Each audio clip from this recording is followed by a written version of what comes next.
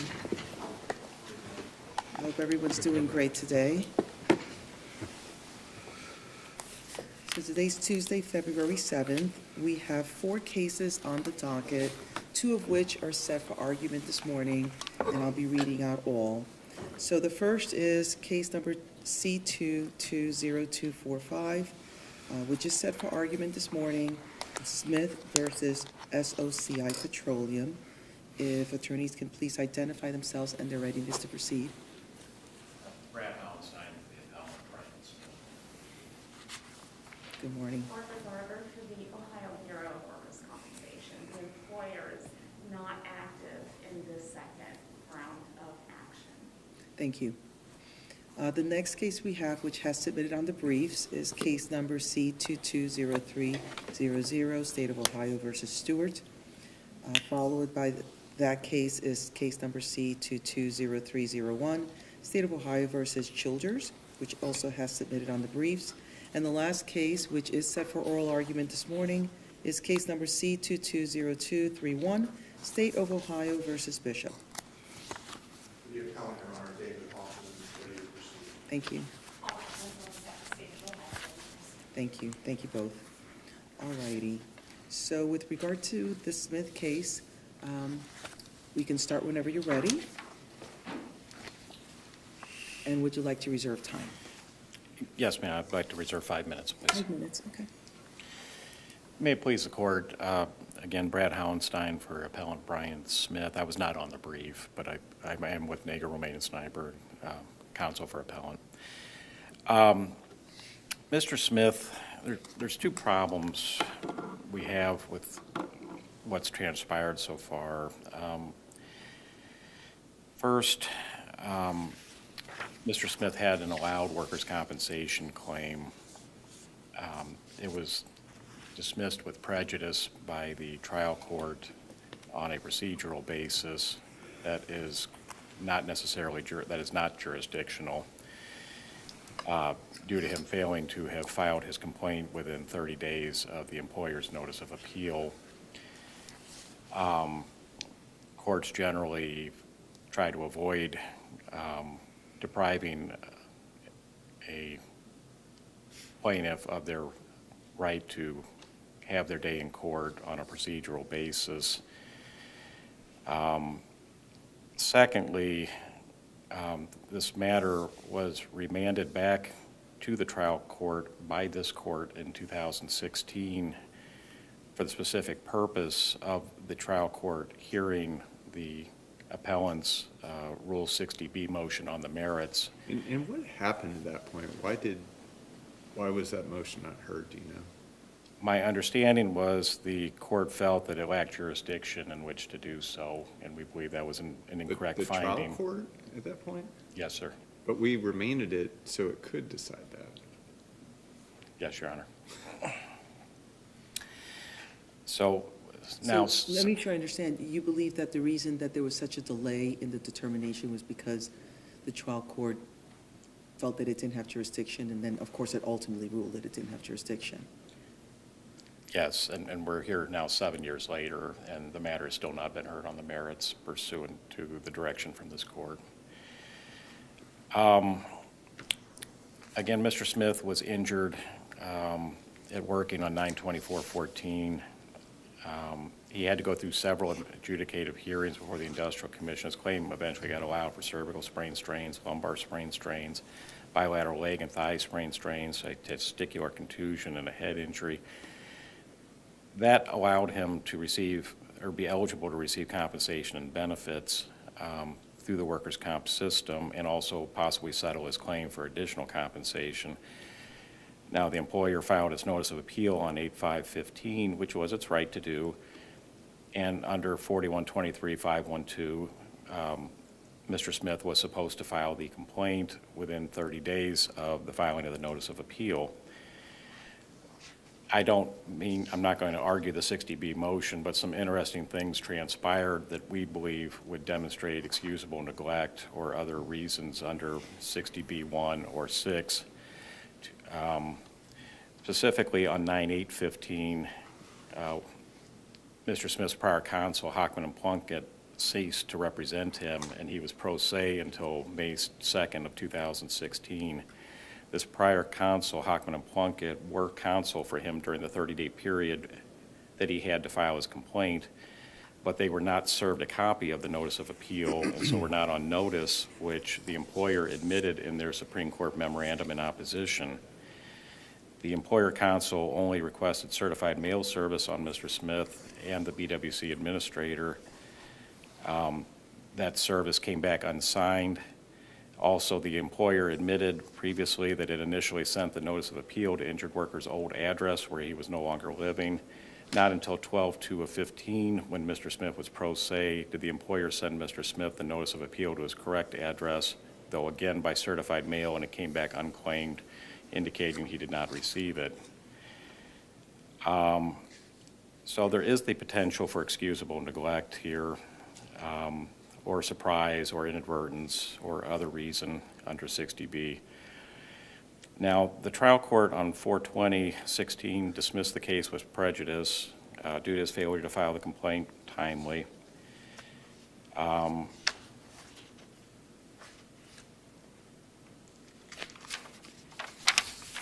let me ask you a question. I'm looking at the first appeal, Smith versus Sosi, and there were several things raised in that appeal. But the one I'm focusing on is, it looks like the tail end of paragraph 3, where the court said that, well, Sosi filed his motion to dismiss. Smith had not made an appearance, nor had he requested leave of court to file his petition at a time. The record indicates that Smith received notice of appeal to the trial court, Sosi's motion to dismiss, and notices of case management conferences, and the motion to dismiss the hearing. Whether to dismiss a case for lack of prosecution is within the sound discretion of the trial court. And goes on to say where the properly served claimant has failed to appear, failed to oppose the motion to dismiss, and failed to attend any motion, hearing, or case management conference, dismissal is not an abuse of discretion. Now, and I know that the original 2016 panel didn't have benefit of your 60B motion and your client's affidavit, but doesn't that look like a pretty big mountain to climb there for you? Sir, we're not asking you to grant the Rule 60B motion. Right. With respect. We're just asking for the opportunity to make the argument that he did not have notice, and that is our understanding from talking with the injured worker. And we would just like the opportunity to have that motion heard on the merits and have him have the chance to testify to what he knew and when. And we've been denied that opportunity thus far. I understand Rule 60B motions are difficult to prevail upon, but he should have his day in court and opportunity to try to defend a claim or a workers' compensation claim that has been allowed administratively. In Gibbons versus Garlando, the court found that the failure to file a complaint within 30 days was not a jurisdictional defect. And again, the court has jurisdiction to overlook the failure to file the complaint within 30 days where there's excusable neglect or other cause. That was cited in our brief. And Logsdon v. Nichols, they note the dismissal with prejudice is a very severe permanent sanction not to be applied with great caution. And significantly in Thomas v. Freeman, also cited in our brief, the Supreme Court found dismissal of the court case was improper where the trial court lacked personal jurisdiction over the injured worker due to lack of service. We believe this case fits those facts. Back on 7/13 of 16, Mr. Smith filed a motion with his court requesting the matter be remanded back to the trial court to hear his 60B motion. And on 8/18 of 16, this court granted Mr. Smith's motion, remanded the case back to the trial court, and I'm quoting here, for the sole purpose of permitting the court to consider and determine the civil Rule 60B motion, end quote. Instead, the trial court did not rule on the 60B motion, has not done so until as of today. On 4/27/22, the trial court explained that it felt it lacked jurisdiction to consider the Rule 60B motion. That's not the case.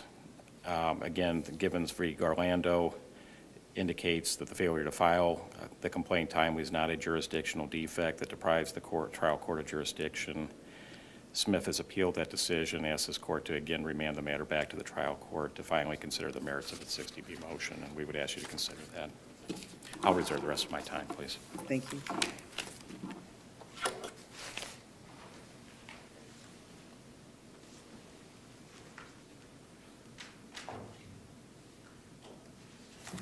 Good morning. Good morning. May it please the court.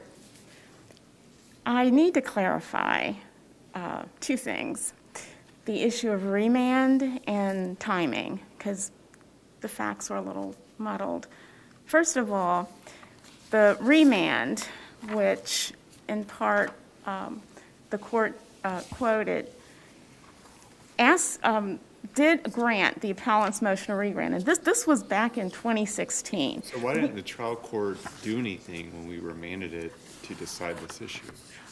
Here's the court's instructions. This is the court's instructions.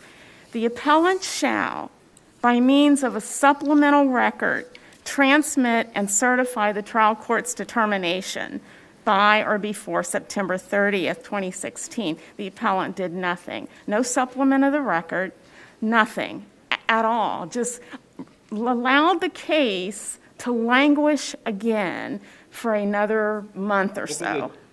I hear that language, but if we're telling the trial court to rule on the motion because we're granting a remand for that purpose, like, the appellant can't make the trial court rule. The appellant could have supplemented the record with What? the efforts to have gotten a hearing or determination. But regardless of, what the trial court did or didn't do, this court took the action back after not hearing anything from the appellant, took the action back and ruled on every single fact that the appellant is here this morning relitigating. Well, so I read that in your brief, but, I mean, we didn't rule on the 60B application. 'Cause The that wasn't 60B, before us. the facts in the 60B motion were as follows. In the 60B motion, the appellant argued somebody other than Smith signed the certified mail that was delivered on Smith containing the notice of appeal. Second, that former counsel didn't notify Smith about the notice of appeal.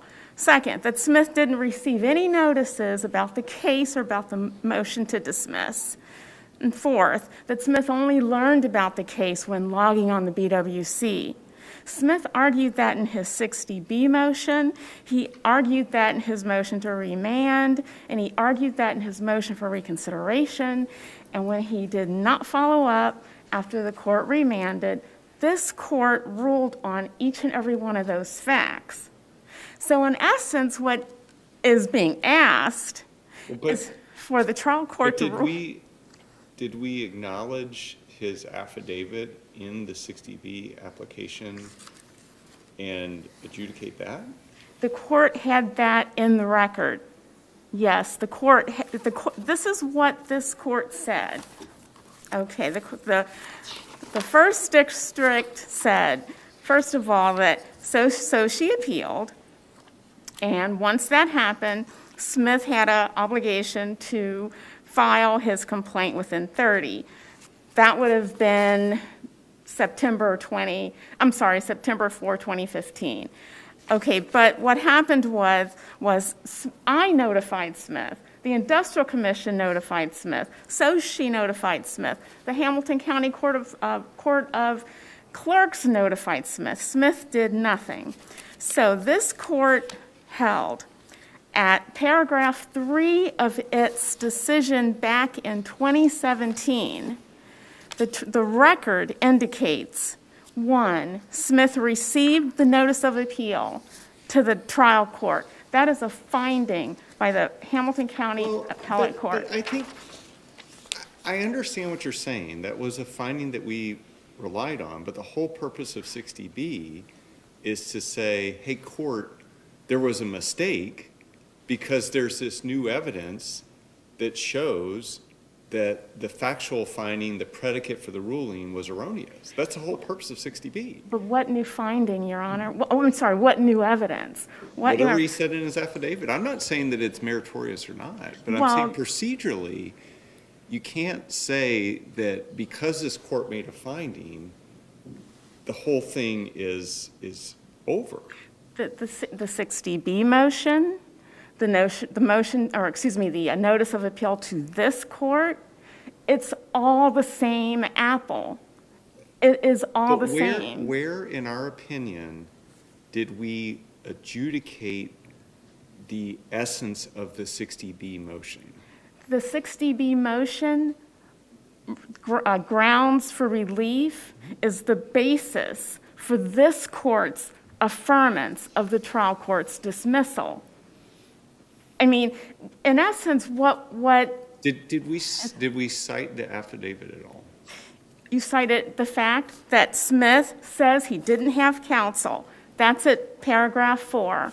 You cited the fact that Smith indicates that he didn't receive notice. You cited the fact that Smith complained that the trial court didn't notify him. You cited all of that, and then said, Sochi's motion to dismiss was sufficient to put Smith on notice about his motion to dismiss. The trial court was under no obligation to further notify Smith that his case could be dismissed. Everything, every fact, every piece of law that Smith is arguing here this morning, the trial court had, this court had, and this court affirmed dismissal for failure to prosecute, and the Ohio Supreme Court declined to review. Just to be clear, I mean, this is not a case of excusable neglect. The Hamilton County Clerk of Courts on August 18, 2015, sent and perfected service at the new address in Wilmington, Ohio for Smith. On August 18, 2015, the Ohio Industrial Commission, a completely separate entity, sent notice of appeal to Smith, urging him to file a complaint. I, representing the Bureau, on August 26, 2015, sent a first letter to Smith, urging Smith to file a complaint. When he didn't, 60 days later, I, on October 1, 2015, sent a second letter to Smith, urging him that he needed to file his complaint. Now, none of the letters I sent came back. Smith still didn't respond. On October 27, 2015, Sochi then filed a second request with the Hamilton County Clerk of Courts to serve Smith with certified mail, and this letter remained at the post office unclaimed. Smith was still unresponsive. The Clerk of Courts, in December, this is like several months after the 30 days that the complaint was due that we just heard about. So in December 2nd, 2015, the Hamilton County Clerk of Courts sent yet another notice of appeal to Smith. However, this time they sent it by regular mail. And counsel, is all of this part of the record? Yes, it is. What I just cited is transcript docket 17 and 18. And was that part of the record? Absolutely. Yes, But- it was, but Your Honor. I want to draw your attention to footnote 1 of our opinion. It says that motion, referring to the 60B motion, is not the subject of this appeal. And, Your Honor, so we're parsing words, because there isn't a... I'm just sing- reading No, what's I know in what the the footnote, opinion. I'm just saying, okay, that is almost saying that, we're talking about two different Smiths. I mean, as I explained, the facts in the 60B motion are the same facts. But was there this court- evidentiary support for those facts in the record, leaving aside the 60B motion? The plaintiff did not supplement the record.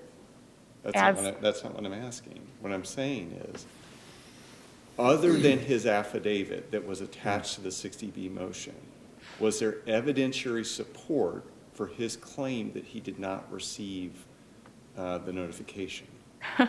Just the opposite. I mean, even the court. Okay, well then, so then the affidavit is new evidence that was, whether it's valid or not, is not the question right now.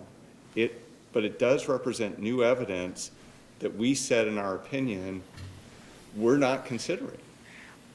And if what you are referring to is new, which I would differ, it's not new because, you know, it lays out. Then where in the record was there evidentiary support for the points that he was making in the affidavit?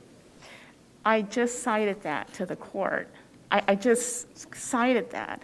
I mean, and what facts are in that affidavit that are not in the court's 2017 opinion? I mean, everything. But that's not what I'm saying. What I'm saying is where in the trial court record, like what document, is there evidentiary support for him saying he did not receive notification prior to the 60B motion in the affidavit? Well, that's the essence of his motion to reconsider. That's the essence of his, affidavit is, that's, and again, all of that information this court had. I mean, yeah, so, I mean, Smith filed multiple pleadings. He filed a motion to reconsider and filed a 60B. The trial court had all of that. And after all of these efforts, we're talking about 6 months. This is 6 months between the time that the notice of appeal was filed and multiple people, multiple times, multiple occasions urged Smith to respond. And when he did not, the trial court dismissed the case. And so let me ask you this. How is the trial court correct in the most recent decision that there was a lack of jurisdiction? Okay. Because if the 60B was never ruled upon by the trial court, and we said it wasn't ruled upon in our appeal, how does the trial court today lack jurisdiction to rule on it? Okay, well, keep in mind, though, that, same facts, and this court took that case back, sua sponte, and ruled on it. Okay, now, what the trial court, and this is a totally different trial court, totally different judge, and for whatever reason, several years later, Smith comes back now and wants the trial court, a newly assigned court. I understand all that. So my question is, how is the trial court correct that it lacks jurisdiction? Because the Supreme Court declined review. The trial court can't review the facts and law that the appellate court's already ruled on and that the Ohio Supreme Court has declined review. But what you're saying, it doesn't make sense from a perspective of 60B. I mean, you're right if he filed another complaint and said the same facts and then that's barred by res judicata.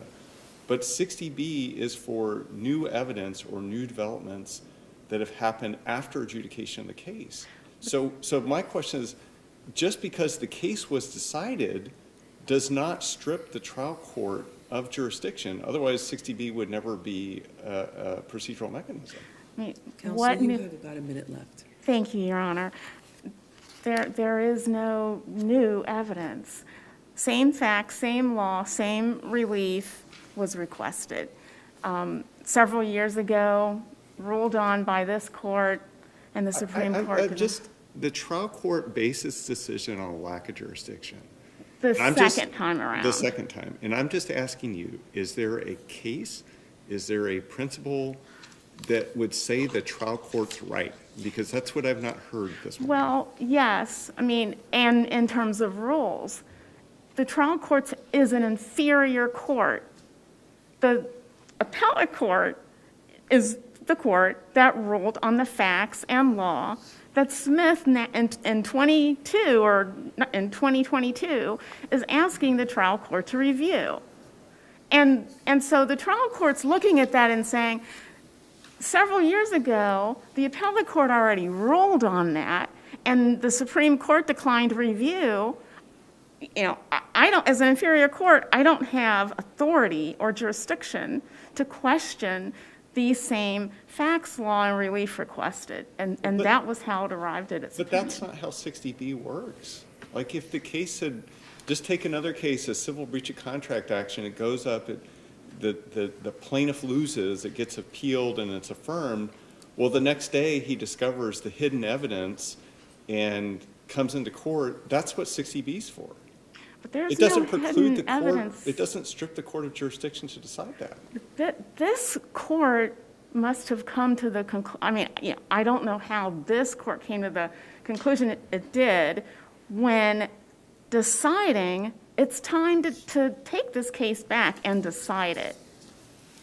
That is what this court did. This court, you know, came to the conclusion that, you know, this has been going on now, you know, over a year or more, and nothing has been done. We are going to decide it. So I can't stand in the position for the appellate court to, you know, as to why it came to the determination that it did, that, you know, the matter was sufficiently before it, but that was the decision it reached. And the the trial court was correct in allowing that to stand, to not question the decision that this court made, and we ask that that be affirmed. Thank Thank you. you.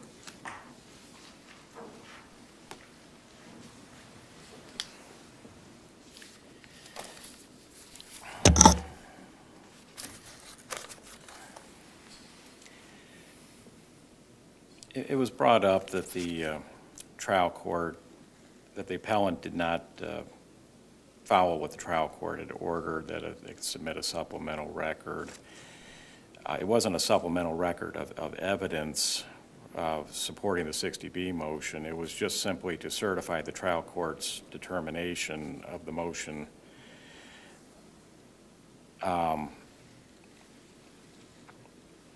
Yeah, it's actually just to certify the entry granting the motion to remand. That's what the trial court wanted, as if they didn't have notice that this court had remanded the matter back to them. Obviously, the trial court was aware that the matter had been remanded back to them because they, for a second time, declined to hear the matter on the merits, even after it had been remanded back, and then found that they did not have a jurisdictional basis to consider the 60B motion the second time around. Your Honor asked, was that lack of jurisdiction that the trial court found, was that a correct statement of the law? It is not.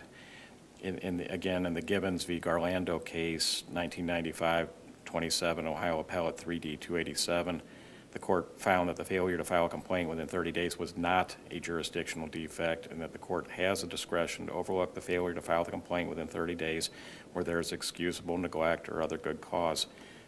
That's a 60B motion. So they have the discretion to review the 60B motion. This court remanded the matter back to the trial court for that specific purpose. It did not do so. Justice denied, or justice delayed is justice denied. In this case, the claimant has been waiting 7 years to have a ruling on that 60B motion on the merits. Counsel, would it have been proper for this court to have decided the 60B motion back in 1617?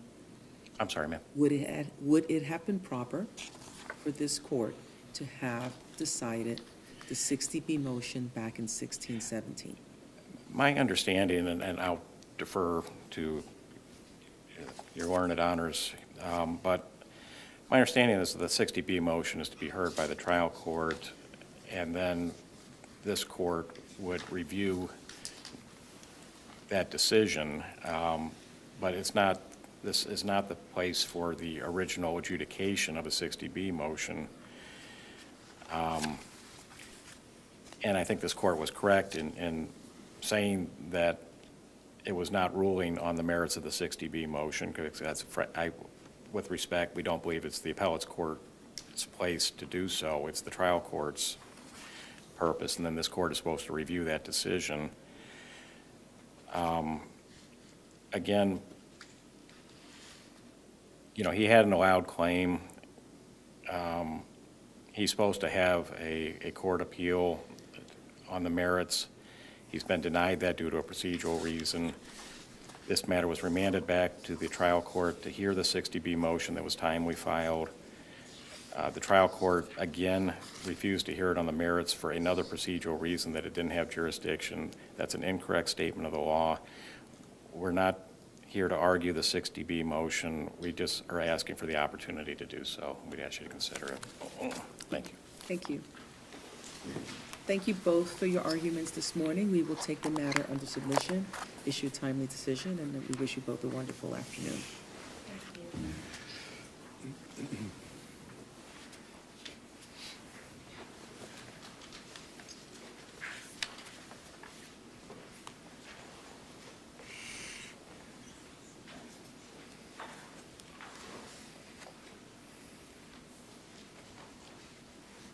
Good morning. Morning. Attorney Hoffman, whenever you're ready. Would you like to reserve time? 5 minutes for rebuttal, please, All right. Your Honor. May it please the court, Ms. Adams. Before I launch into my argument, I wanted to note that there's an issue that I realized I didn't put in the brief that I found in the judgment entry. It's a stay-away order. This was a prison sentence, and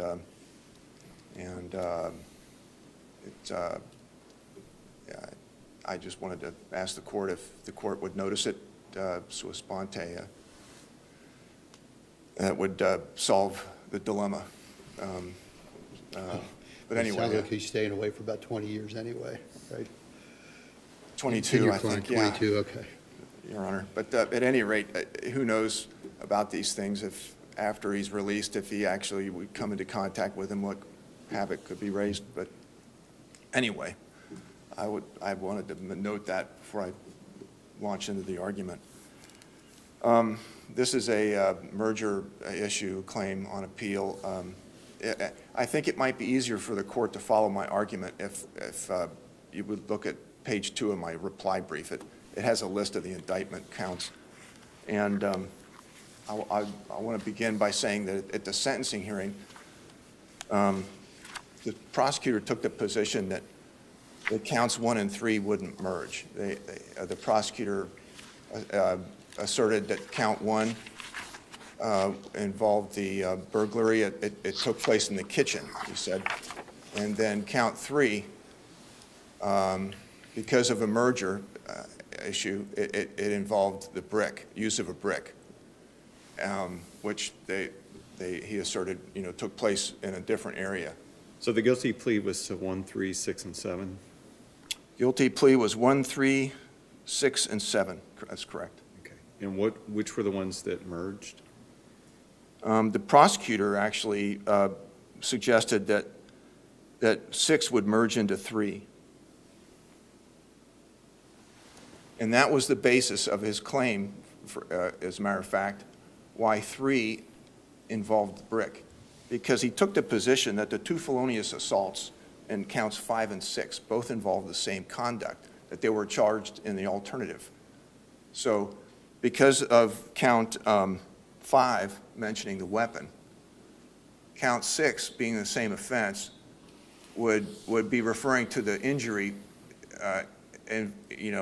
inflicted by that weapon.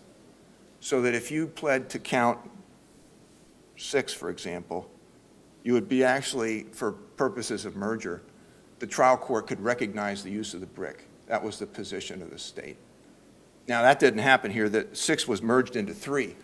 But when that happened, the state claimed that count 3 actually suddenly involved the brick because count 6 involved the brick. So when it was merged into 3, the trial court could recognize the use of the brick for purposes of count 3 and the fight in the kitchen for count 1. So there would be different conduct, it wouldn't merge. So that's what the state claimed. It's sentencing. Now, the defense, Mr. Hoffman, what I read the transcript, I understand that the state says something occurred in the kitchen, something occurred out in the driveway or the garage. Right. All right, and for the aggravated burglary, physical harm is the only thing required, not serious physical harm. You agree with that? that's Right. correct. And then, of course, the aggravated robbery requires the serious physical harm, which the state's saying, involved the brick or the landscaping rock, whatever it was, the bloody rock that they found outside, Right. either on the porch or somewhere in the vicinity. And you agree that the only physical harm is required for the aggravated burglary, is that correct? That is correct. And the state did use that difference to differentiate between the two counts for purposes, they said, well, one's physical harm, one's serious physical harm, and that is an additional way to figure out which count applies to which conduct. They did take that position. That's correct, Your Honor. But I wanted to get back to this alternative charging argument, because that was the main thing the state used to give count 3 the characteristic of involving the brick. It was because of the alternative charging and the felonious assault counts that was a hint that those counts applied to the use of the brick, because they were charging the alternative and one of them involved a weapon. When the defense heard that, they said, wait a minute, our plea bargain was different than that. We pled so that all the counts involving the weapon would be dismissed, and that's what happened. And so everybody thought they were on the same page until this happened. And then, because the defense thought they were in a better position for merger, having dismissed all the weapons counts and pleading to the physical harm counts. And so when they found out that this wasn't going to be the case, they pointed that out twice at the sentencing hearing.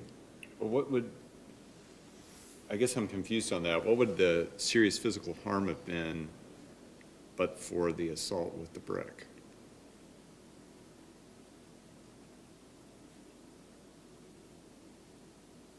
Well, I think the defense was taking the position that, based upon the inconsistency of the statements, that the victim could have been seriously harmed in the kitchen.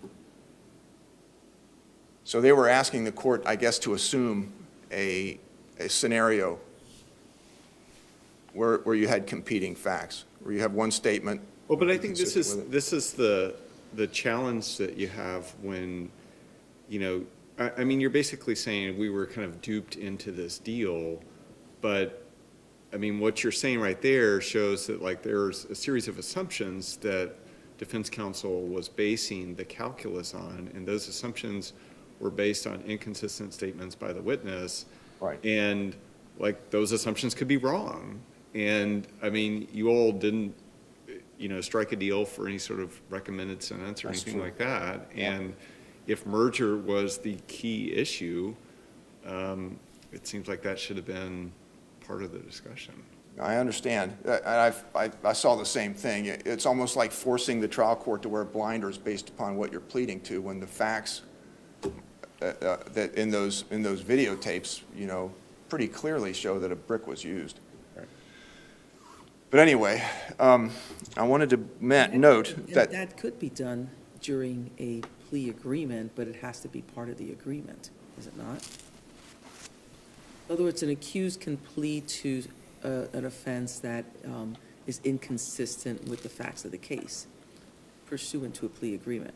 well, it happens all the time. That's correct, Your Honor. Okay. Yeah, it's like I But it was has going to to- say legal fiction, but Right. sort of a legal fiction, I guess.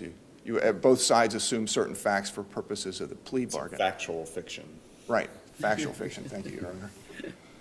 Anyway, I just wanted to get to the point here of, when you look at page 2 of my reply brief, you'll notice that this alternative charging that the state relied upon to say that the brick was involved, it appears that with count 1 and 2. That also was charged in the alternative, and it alleged a weapon. And so if you just pick up the indictment and look at the indictment, the same clue that the state's relying on in counts 5 and 6, that same clue exists for 1 and 2. And so somebody who would look at this case, not having heard the arguments of the state, would think that you have, that count 1 would involve the brick, because it's charged alternatively with count 2, which involved a weapon. And it was charged in the alternative, so if you plead to count 1 with a physical harm, you're pleading to the brick, the use of the brick, just like you did in count 3. And so counts 1 and 3 actually would involve the same conduct, the use of the brick, and they should merge, if you follow the state's reasoning. Counselor, you have about a minute left. I think I'd like to end with that. I'd ask that the court would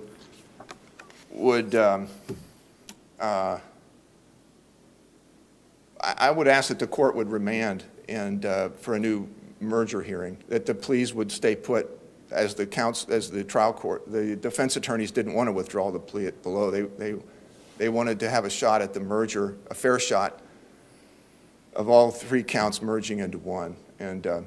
And I'd ask that this court would ask the trial court to take another look at that in a manner that would be more consistent with the indictment. Thank you. Thank you.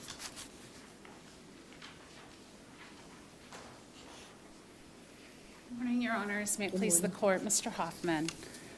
I think this case clearly covers 2 of the aspects of Ruff, in that the aggravated burglary and the aggravated robbery are of dissimilar import, as well as being separate acts in this case. So I don't think that there's the allegation of there being some sort of confusion as to what the plea. The burglary was whatever happened in the house, and then the robbery was the car?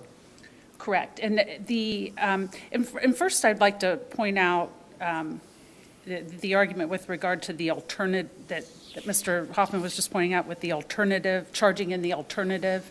That statement was reserved specifically just for the felonious assault at the time they were arguing the merger to the trial court, explaining that it was serious physical harm. Clearly, the serious physical harm here only involved the brick.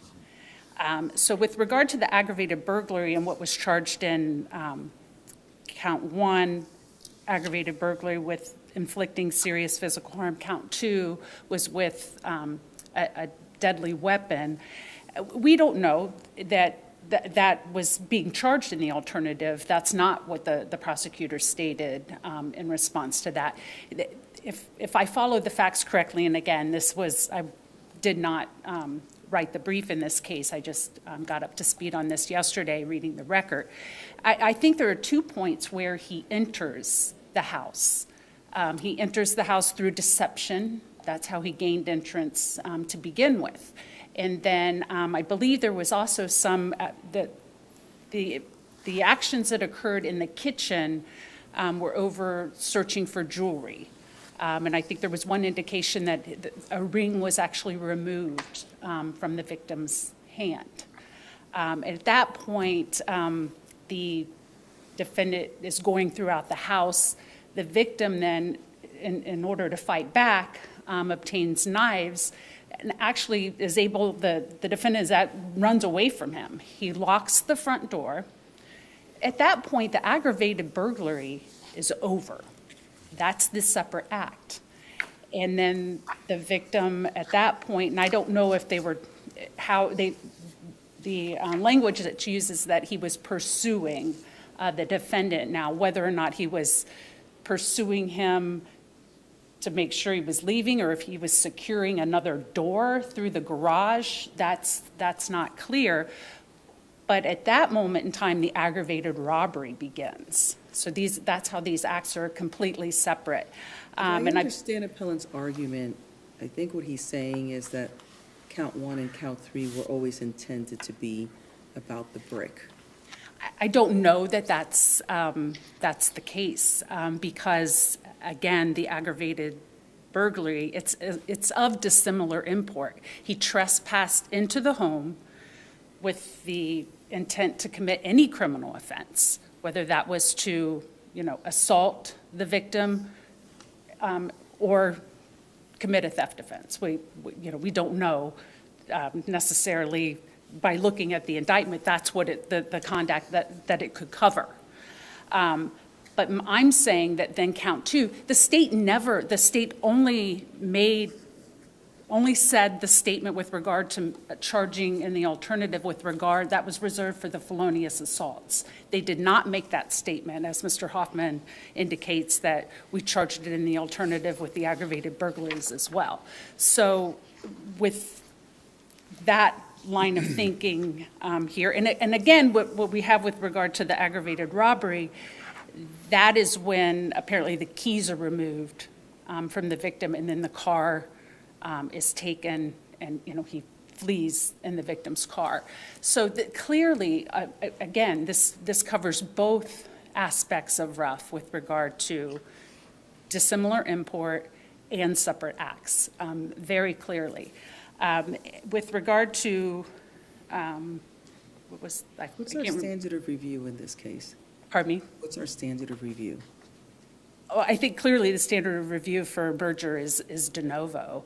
I think that's been set forth throughout the case law. If we look at the very painful transition through all of the Allied Defense merger cases that now we have landed with de novo review. But that doesn't, certainly you have to look at the facts within the context that they were presented. And I think that clearly, again, this establishes separate acts and dissimilar import. Well, and I guess on that point, Bailey says a lot of times it's going to turn on the analysis of the facts, and that's going to lead to some fine distinctions. But how are we supposed to review that from an appellate perspective when we don't have necessarily findings of fact by the trial court related to this? Is it just our independent review of the record and deciding kind of which version of the facts seems appropriate to us? How are we supposed to do that? Well, no, I believe pretty clearly that it's established that we assume that the trial court made the necessary findings of fact by the fact that she denied their merger and imposed sentences, individual sentences on those counts. Right, but when we're trying to decide, when we're trying to sort out Mr. Hoffman's argument in terms of like which facts pertain to which count and whether there's a dissimilar import and so forth, like how are we supposed to make those factual determinations? Well, certainly, and I think that was raised at the time of when they argued the merger, that since this didn't happen within the context of a trial, and that's why in the state's response, they did offer those exhibits. And so certainly that is something that the trial court considered and that this court would consider, and that's what is related in the state's brief. If there are no further questions. I know, I remembered now what it was, what Mr. Hoffman started with regard to the community control condition. Obviously, that's something that's been well parsed out through this court, so we would, if the court sua sponte wanted to order that isn't part of the sentence, that's certainly not a problem for the state, even though it wasn't raised below. Thank you. Thank you.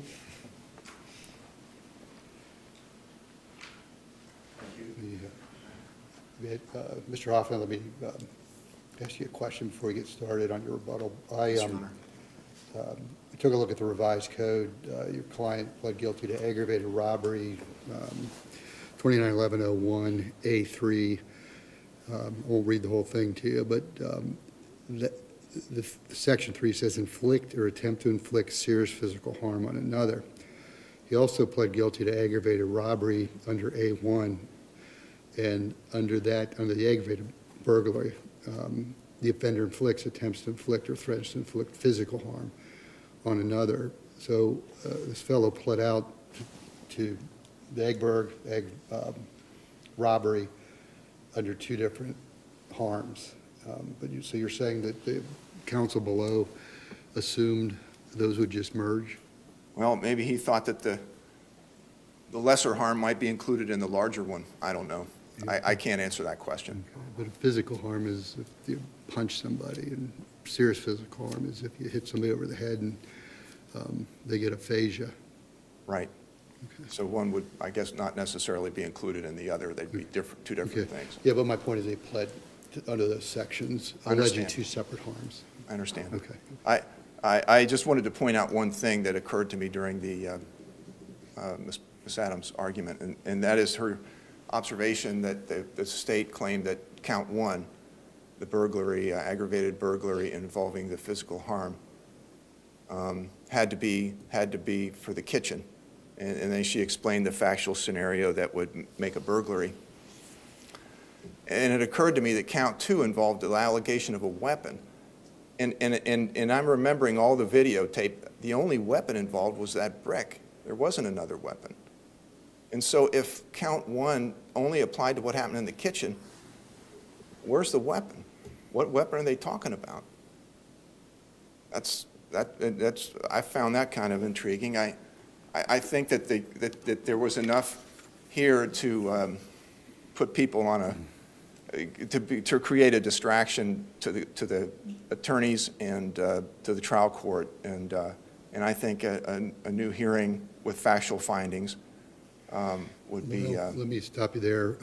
I read the transcript. It's about 40 pages long, the sentencing hearing. And at one point, everybody makes their argument, and the judge, I believe, says something very, very short, is that these two aren't going to merge. And then it goes on with some more mitigation, or goes on with mitigation. Right. And then sentences him consecutively on this egg burg and the aggravated robbery.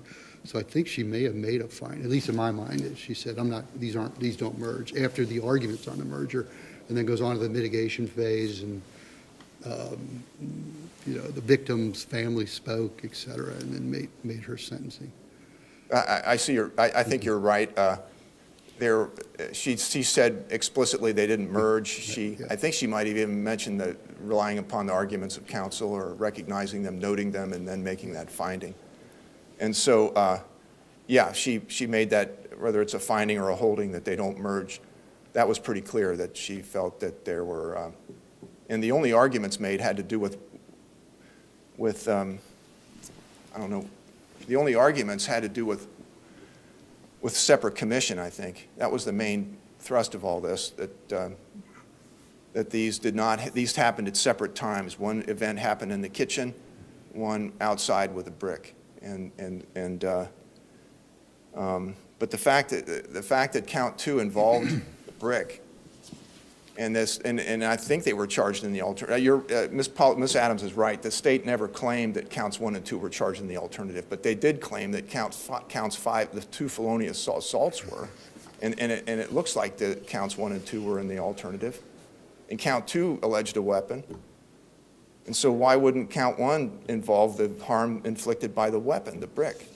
I don't know why it wouldn't. So with that, I'd ask that the court would remand. Thank you. Thank you.